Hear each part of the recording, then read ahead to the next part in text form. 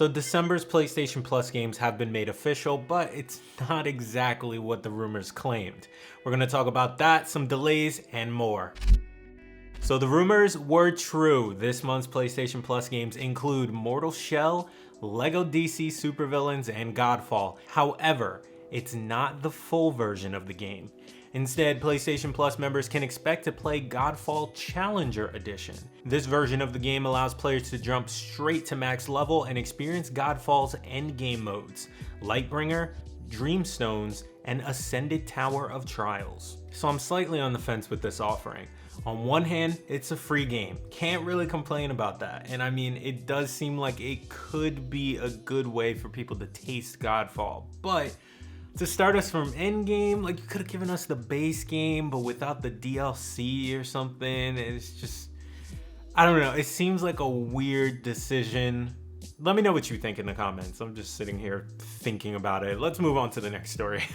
Oh, but first, it's important to note that the same 3 PSVR games from November are staying free in December, and this includes The Persistence, The Walking Dead Saints and Sinners, and Until You Fall. So if you haven't grabbed them, go ahead and grab them. Even if you don't have VR, get them. Just in case you get PlayStation VR in the future, boom, you got 3 games there already to play. Now moving on to Grand Theft Auto, the Trilogy, the Definitive Edition, because the physical editions have been delayed. Announced in a tweet yesterday, Rockstar shared the physical PS4, Xbox One, and Xbox Series X and S versions of Grand Theft Auto The Trilogy will now release on December 17th, while the Nintendo Switch version of the game will launch sometime during early 2022. All physical editions were originally scheduled for a December 7th release. And in other news, the original Titanfall is no longer available for sale. The game has been removed from storefronts starting today and will be removed from subscription services on March 1st, 2022. Developer Respawn announced the news via Twitter and said while the Xbox One launch title will no longer be available for purchase, servers for the original Titanfall will remain online so that players who already own the game can continue playing. The game is currently available via EA Play, which is also included as a part of Xbox Game Pass PC and Ultimate. Respawn didn't elaborate on why the decision was being made to pull the game from storefronts, but it did reassure fans that the studio is still dedicated to the Titanfall franchise. So will Titanfall continue to live on in Apex Legends, or will we finally see a Titanfall 3? Don't give me hope.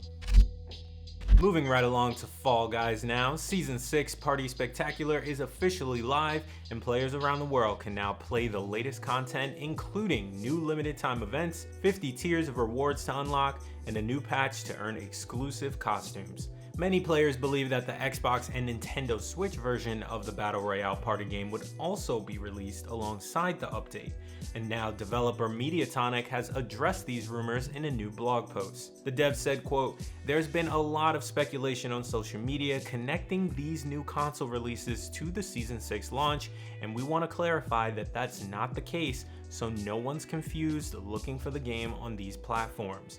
Thank you for being patient with us. It's one of our top priorities in active development, and we can't wait to share more details with you in 2022.